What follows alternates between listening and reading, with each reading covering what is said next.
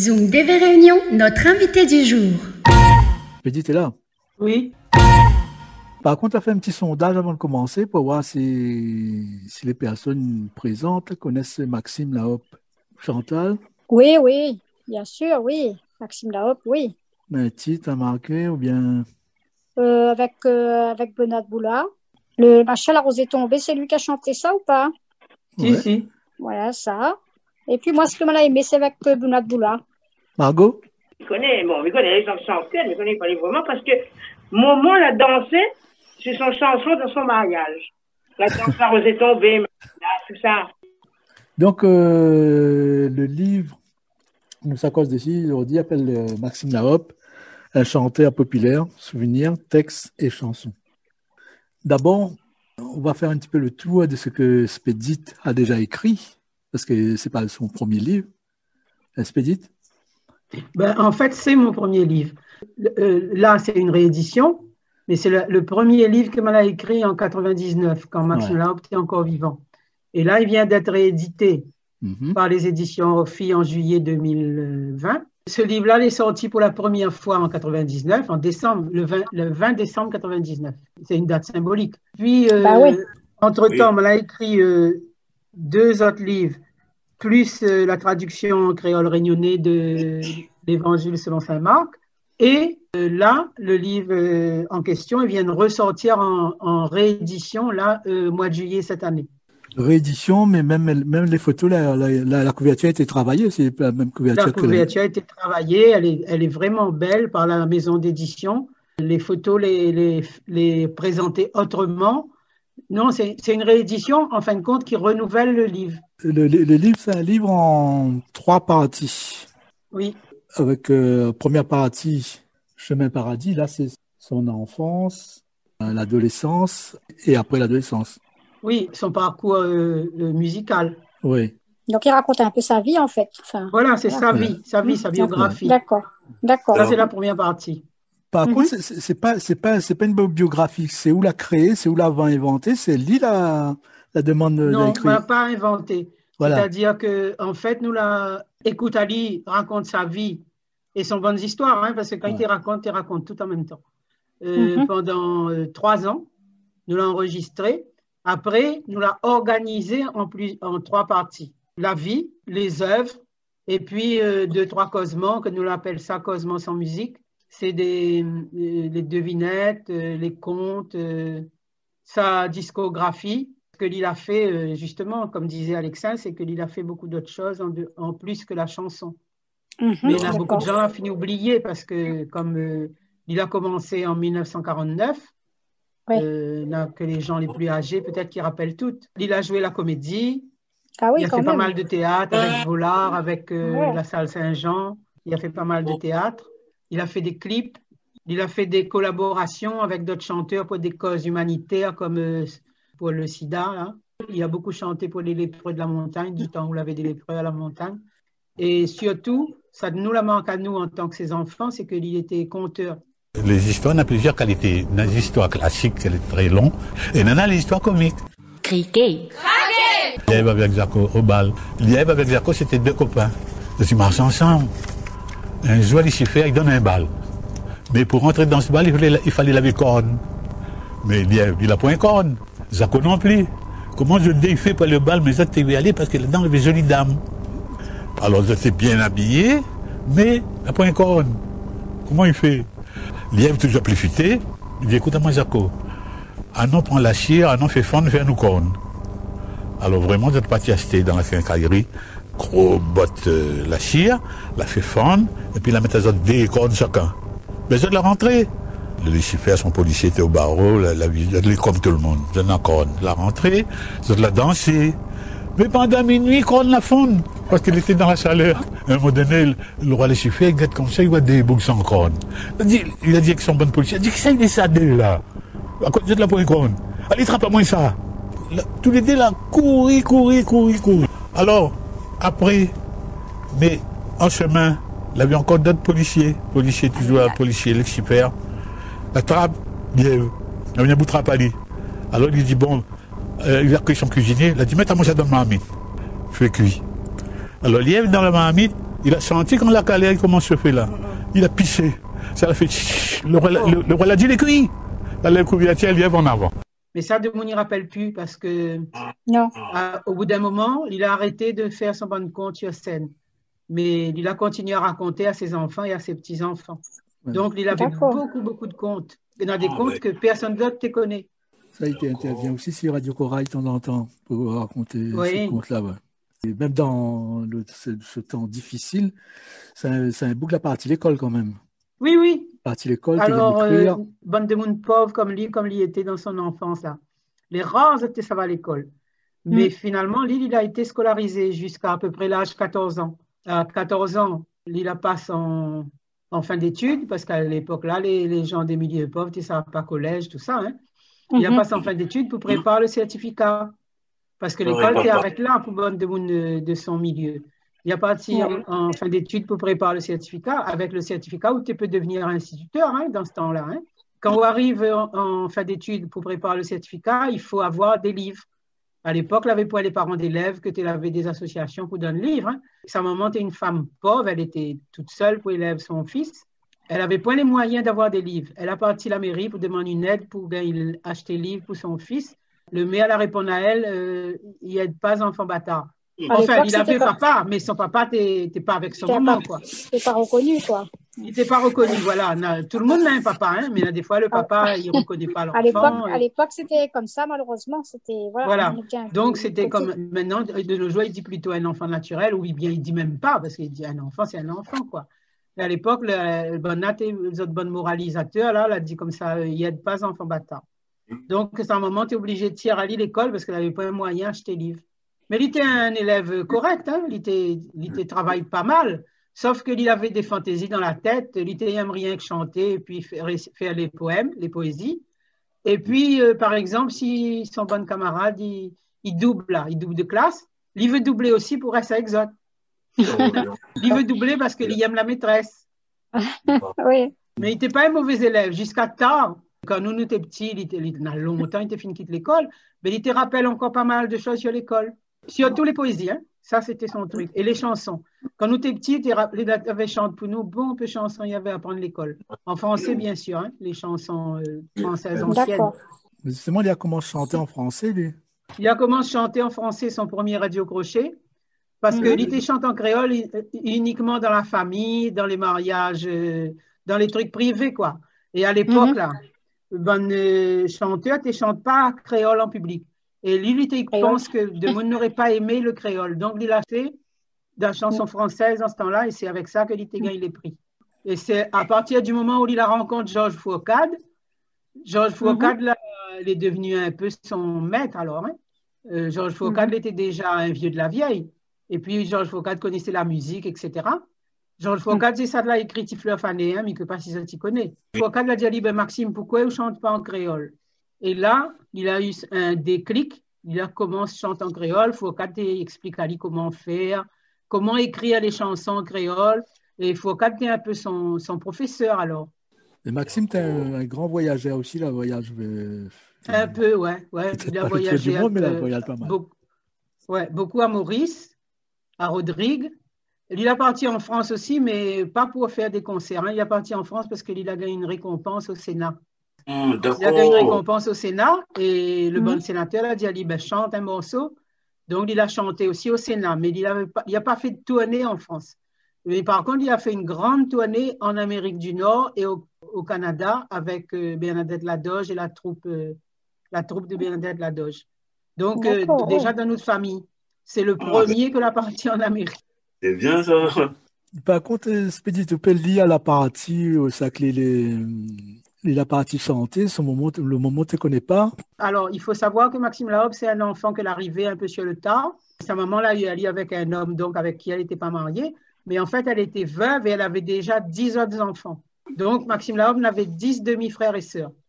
Et donc, un de ses grands frères, qui s'appelle Louis, il était habitué de faire un bal, mais dans la période de l'Avent. Tu connais que ça, il est la période de l'Avent. Oui. Normalement, le bon catholique, dans ce temps-là, tu ne dois pas ni chanter ni danser. Et la maman de Maxime, il était encore un jeune enfant, il avait 12 ans par là, hein, il dit à lui comme ça, il dit son maman, est-ce qu'il peut aller regarder le bal chez son frère? Son maman, il a dit oui. Mais il a dit, tu ne dois pas ni danser ni chanter, parce que c'est l'Avent. Alors, Milly razote le passage. Un dimanche après-midi, pendant l'Avent, à l'époque de mes 15 ans, j'ai demandé à ma mère la permission d'aller chez lui, c'est-à-dire chez son frère, pour regarder le bal.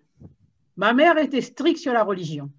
Elle m'a donné l'autorisation, mais en me faisant promettre de ne pas danser ni chanter.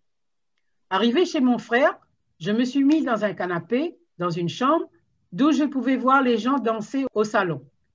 Néné, c'est-à-dire son frère, est venu me demander de chanter dans son bal. Je ne veux pas chanter, j'ai dit. Maman me l'a interdit. Maxime était un enfant assez obéissant et dans ce temps-là, les parents étaient stricts. Hein. Mon frère a insisté. Viens chanter, viens chanter. Si maman arrive, j'endosserai la responsabilité. Il a tellement insisté que j'ai cédé. Il m'a emmené dans le salon de bal et m'a présenté en disant « Voilà mon petit frère qui va chanter pour vous. » J'ai chanté une chanson de Tino Rossi, « Loin des guitares ». Après celle-là, j'en ai chanté une autre, puis encore une autre.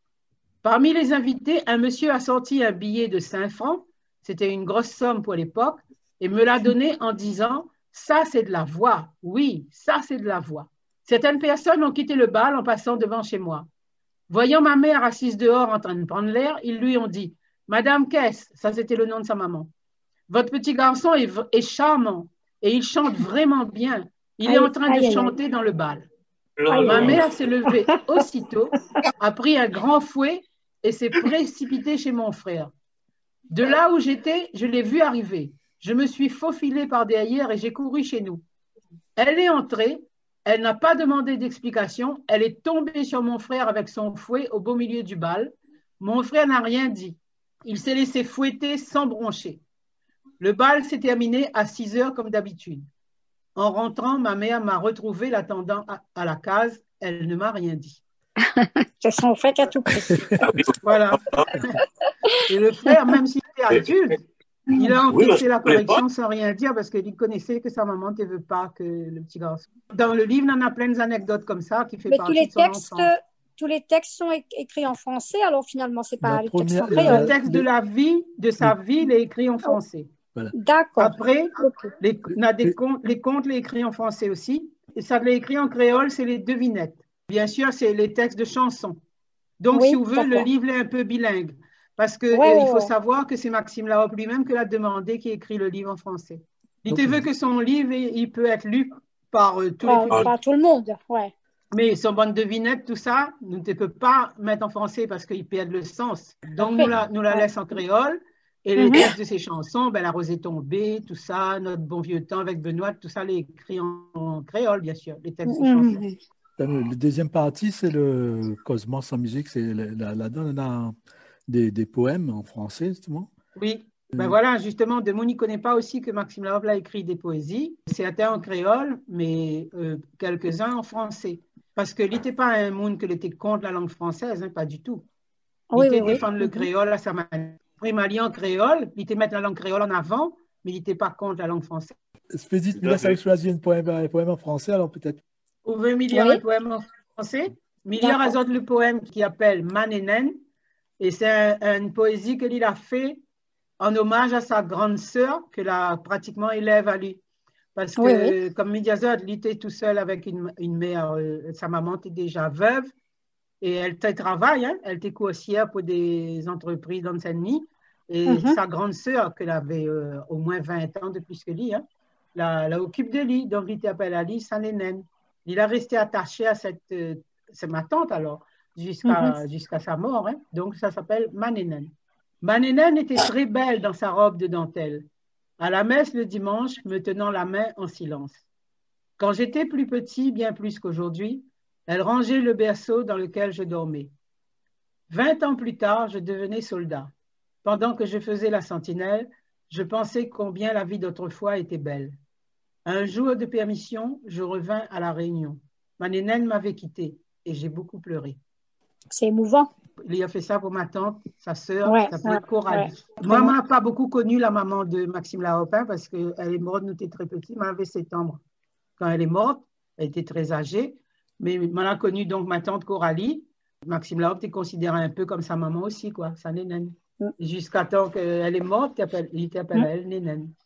Donc, on aborde un petit peu plus dans cette deuxième partie.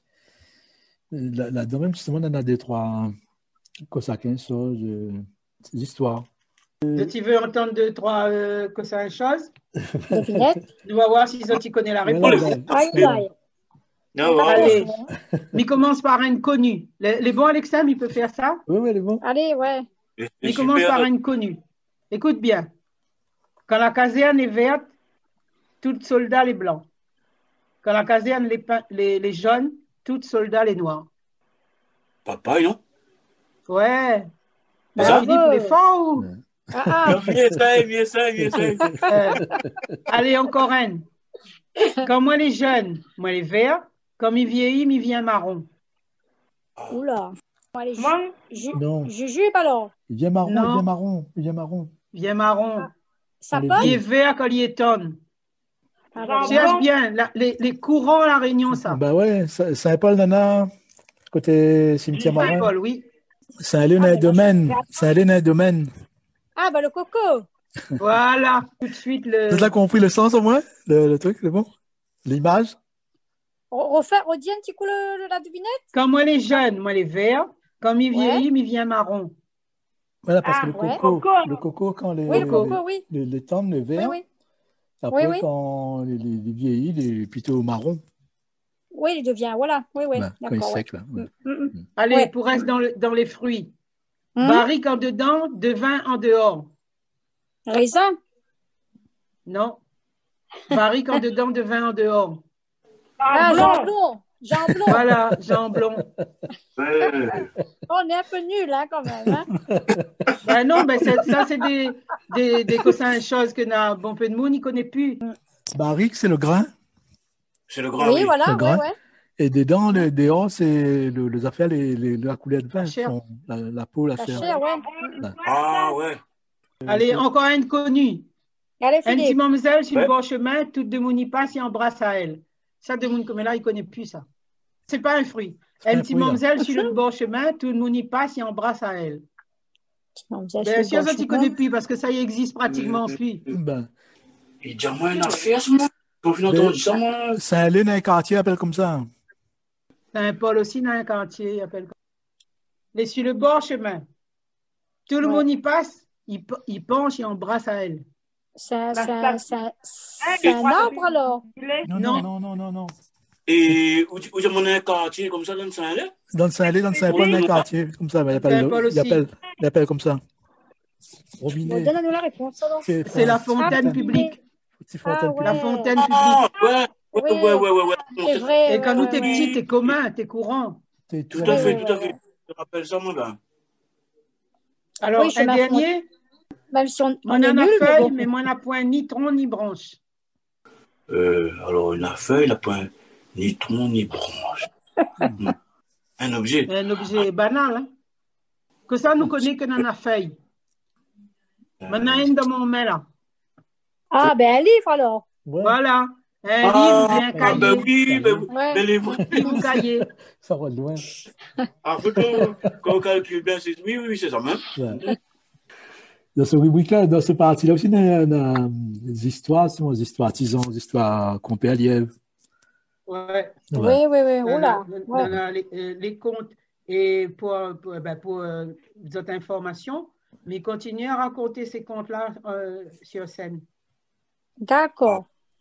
Et dans les écoles, ça vous arrive Ça arrive, oui. d'intervenir? Ben, Ah, d'accord. si l'école, il Ok. finira moins, hein, parce que la Pour faire petite connaître école, les elle est enfants, je veux intéressée. dire, voilà, oui, pour pas ben perdre. oui. Pour pas perdre. Ouais. Ben, et D'accord. là, des fois, il y a une bonne petite barmaille que l'a entendu à moi dans l'école, il dit, ah, voilà, madame, il raconte cette histoire-là. Ah, mais voilà, ouais, c'est bien. Parce que vous tenez une association aussi, hein, les enfants de la Europe, l'a fait une Oui. association. Ben, les descendants, nous, on a fait une association. Mais si Oui. ils sont intéressés, même pour notre association, nous pouvons faire une séance de compte, hein, un de ces jours. Oui, le conte, les devinettes et tout, c'est bien. Ah oui. Ah ouais, Bien Ça c'est- nous ramène, c'est le machin, ouais. ben, il y a des-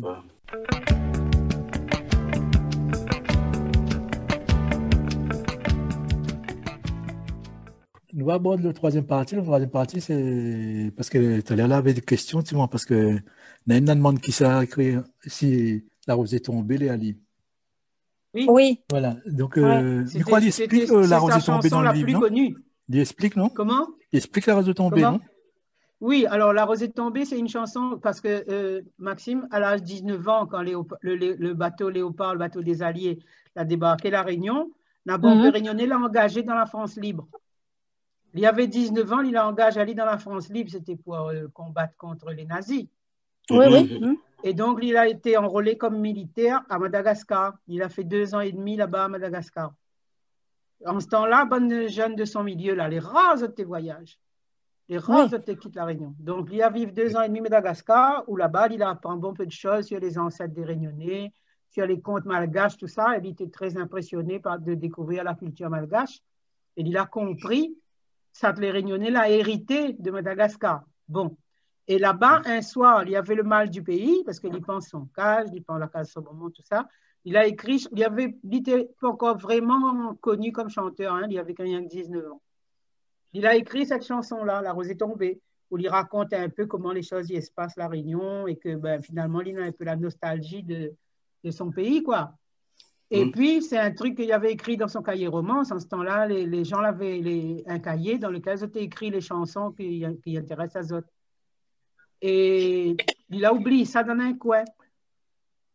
Longtemps après, donc, quand il est revenu et qu'il a commencé à chanter avec Benoît Boulard, vous autres gagné le radio crochet, ils ont dit, allons faire un duo tous les deux.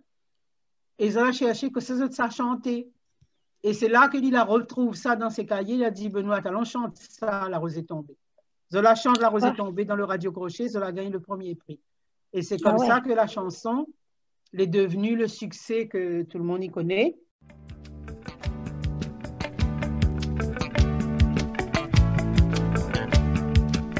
La rose est tombée, la rose est tombée, voyou, la rose est tombée, voya, tombe des cimentaires.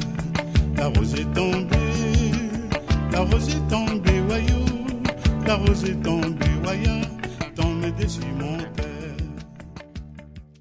C'est une chanson qu'elle est connue dans tout l'océan Indien.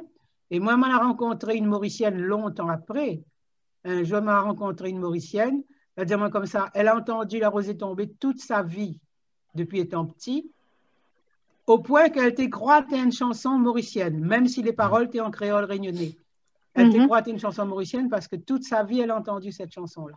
Ouais. Et donc, alors cette chanson-là a été chantée donc, dans tout l'océan Indien, mais aussi la partie jusqu'à Trinidad, parce que quand nous avons fait l'inauguration, la médiathèque, le port, nous a fait venir la mairie du port pour l'inauguration de la médiathèque, l'a fait venir le Steel Band de Trinidad. Tu connais que ça, il est le Steel Band. C'est des îles du Pacifique, Trinidad. Hein?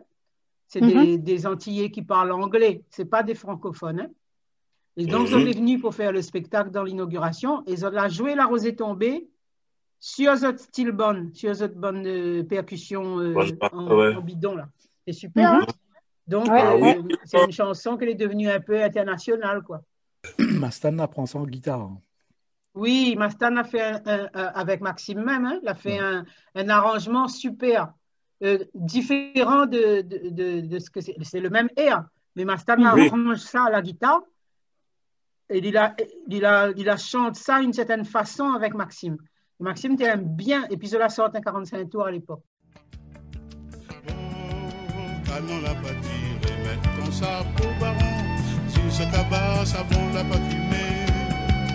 Oh, canon la pâture et mettre ton sape au baron. Sur ce cabas, savon la pâtumée.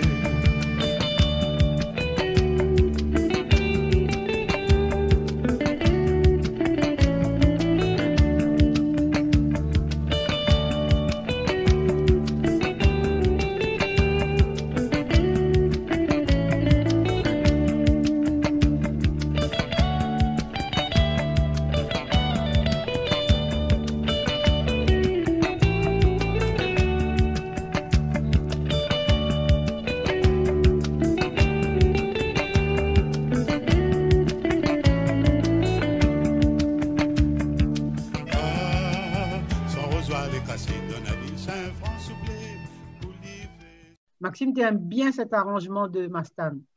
Parce que disons, tu donnes à la chanson, écoute jeune.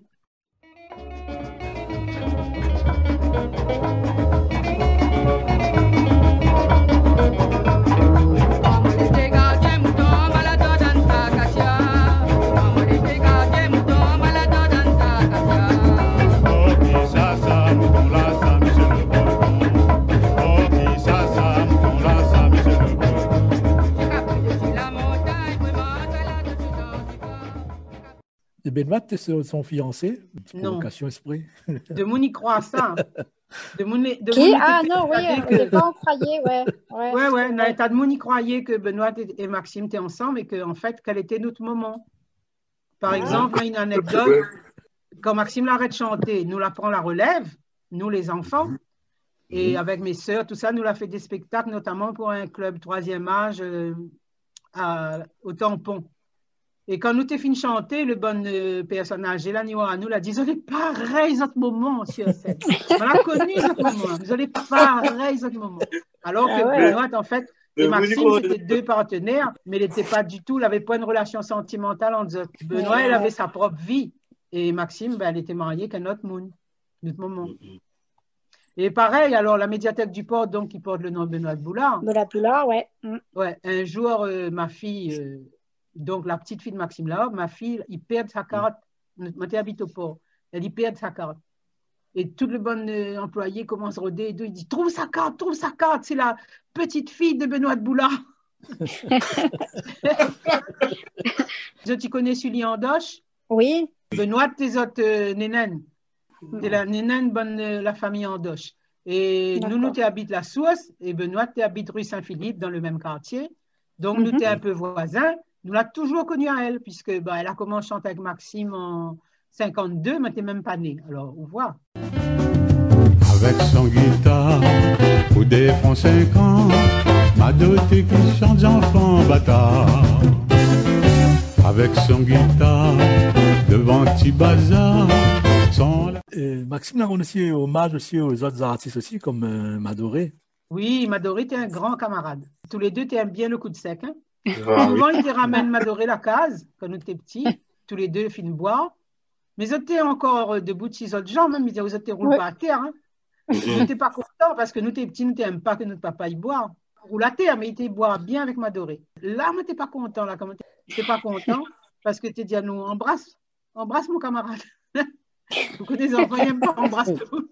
Tu as tout quand tu boire, tu as tout. C'est sûr. Et puis, Madoré était plus, comment il peut dire à où ça? Madoré était un gars, il avait plus toupé que Maxime. Madoré était rentre partout. Et il était en train de Maxime avec lui. Il était peur d'aller dans la grande société, tout ça, il n'avait rien à cirer, quoi. Hein. Il avait peur de rien. Et Maxime t'est suivi derrière. Donc, il a fait une chanson, comme Madoré est mort, il a fait une chanson, il appelle Avec son guitare, en hommage à Madoré. Avec son guitare, devant petit bazar, son l'ABCD qui fait danser. Avec son guitare, pour des francs 50, ma dotée qui chante enfant bâtard. Avec son guitare, devant petit bazar, son l'ABCD qui fait danser. Avec son guitare, pour des francs 50, ma dotée qui chante enfant bâtard. Avec son guitare pour 2 francs 50, Mado t'es qui chante enfant bâtard. Avec son guitare devant petit bazar, son l'ABCD t'es qui fait danser. Il n'est pas sous là, mais avec son tic, il a toujours chanté ses gars réunionnés. Mais que pas si on l'a connu Madoré. Madoré, il avait un tic, il y avait un sursaut. Il est en train de chanter ou bien il cause, etc. Tout d'un coup, il y avait un sursaut. Ça, c'était ce que Bonnat appelle son tic. Ce tic-là, Maxime il raconte, Madoré, quand tu es petit, un jour, son papa l'amène à aller assister à une exécution capitale, c'est-à-dire un guillotinage. Guillotinage, t'es public. Vraiment, t'es un truc affreux, mais amener les enfants voir ça, il fallait être spécial. Oh, ça la marque à lui. Voilà, ça la marque à lui quand la tête l'a tombée là. Il a sursauté et le tic l'est resté jusqu'à la fin de ses jours. Mais ça, c'est Maxime qui raconte à nous ça. Madoré, il ne dit pas rien là-dessus. Il avait son tic, point final. Donc, il veut dire, il a bien connu tous ces chanteurs-là de l'époque. Il a connu Luc Donald, il a connu Foucault, il a connu Gilles Alanda, qui était son principal musicien. Il a bien connu Loulou Pitou, t'es comme un frère, quoi. Il a connu tous les chanteurs et musiciens de son temps, plus des jeunes comme Mastan, Laurence Beaumarchais, Gilbert Pugna, Thierry Goliris. Il a connu d'abord le papa Banjoron, Jules Joron, qui était dans l'orchestre. Ça, c'était un grand camarade. Après, il a connu les fils. Il a connu bonne CD comme elle a là. Ben justement, c'est le seul chanteur que la commence avec 78 tours. Tu connais 78 tours, c'est un gros disque lourd. Oui. Dans ma tête, il casse. Après, il a connu 45 tours, les vinyles. 45 tours d'abord avec 4 titres, 2 devant, 2 derrière. Après, il a connu 45 tours, 2 titres. Et après, il a fait 5 CD. Il a fait un cassette aussi. Il avait un cassette aussi, lui. Et il avait un cassette, il avait un 33 tours aussi. Donc, en fait, c'est le seul chanteur à La Réunion que l'a couvert toute l'industrie du disque.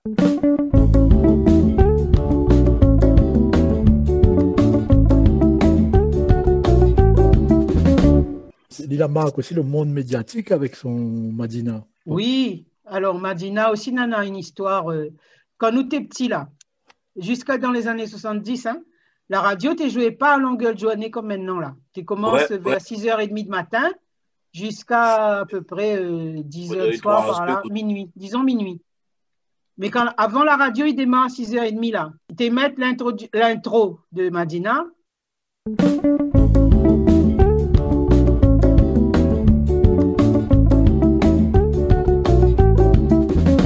C'est-à-dire le petit morceau, il fait paralin, paralin, pam, pam, paralin, pam, pam, pam. Pour démarrer, pour annonce de monde, la radio, ça a commencé. Après ça, tu joué la Marseillaise. Là, la radio, tu démarres. Donc, pendant des années, tous les matins, de monde, tu entends l'intro de. Tu joué ça longtemps, hein? Au moins un quart d'heure, si pas plus. Et puis, il était aussi le morceau que maintenant, tu passes dans nos parleurs, parce qu'en ce temps-là, quand il y avait cyclone, tu n'es pas comme là. La météo, à la télé, à la radio, d'ailleurs, elle n'avait pas une télé. Madina, prête à moins ton Greg, la loupe et les mots m'a fait cool café. Hier soir par la Micheline, va débarquer toutes invités. C'est à qui donne tant de couverts, la mène la raque et des fleurs fanées. Madina, grouille ton calebasse, toutes les convives à surveiller. Et Madina, me dépêche un peu, un grain de sucre la poêle parée. Allez à la boutique, va fermer, tout le monde là va filoter. Et Madina, me dépêche un peu. Et donc, le bon panier salade, c'est-à-dire bon camion, la police, là, tu circules dans les villes, les villages, dans la campagne, dans les hauts, tout ça, pour dire de monde la cyclone, ramasse de bons animaux, prends de précautions. Et pour annoncer les autres arrivées, ils ont joué Madina. Alors, Madina aussi, il faut savoir que Madina est chantée par un groupe italien. Ah ouais, d'accord. Un groupe, il chante en italien, enfin, il chante en créole réunionnais, mais c'est un groupe italien, là, le nom ne m'y rappelle plus. Madina a été repris par René Lacaille.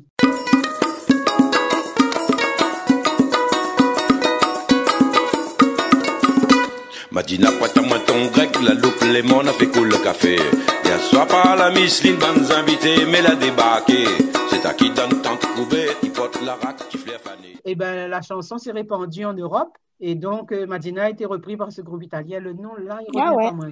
Mais il est joli, hein, et il fait rire, il entend Bana chanter en créole réunionnais avec l'accent italien. À travers ce son morceau, parfois nous découvrons l'histoire de la Réunion dans oui, voilà, exactement. C'est bien. Voilà. Oui, tout à fait. Oui. Voilà, c'est pour ça le livre est vraiment intéressant parce que dans l'histoire de Maxime Lahobe et son œuvre, hein, ses chansons, sur son histoire, mais il y en a aussi les récits sur comment était la Réunion en ce temps-là, comment de monter vivre, comment de monter fait, que ça s'était fait pour Noël, que ça s'était fait pour Jour de l'An, les sites de Trois-Caries que nous n'avons pu parler du tout de nos jours, quoi. Hein. Caribancourt, par exemple, il ne connaît même pas en quoi ça consiste. Elle y raconte comment Bichic était banal à l'époque, de monde te donne, bonne pêcheur te donne Bichic. Tu trappes Bichic dans la rivière Saint-Denis, te donne de monde. L'histoire, le train aussi, le chemin de fer, tout ça, même tout. Il a fait des chansons dessus et puis il a voyagé. Tu seras longtemps là, c'est ça? Ouais. D'accord. Ali lui dit, le train là siffle les marmailles.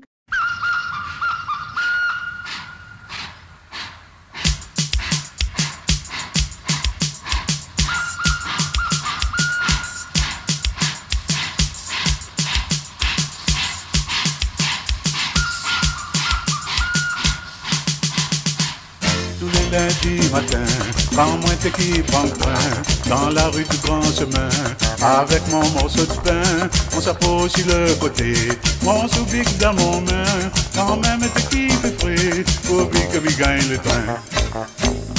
Le train l'a sifflé, maman, et la cloche l'a sonné. Le train l'a sifflé, maman, et la cloche l'a sonné. Le train l'a sifflé, maman, et la cloche l'a sonné. Le train l'a sifflé, maman, et la cloche l'a sonné.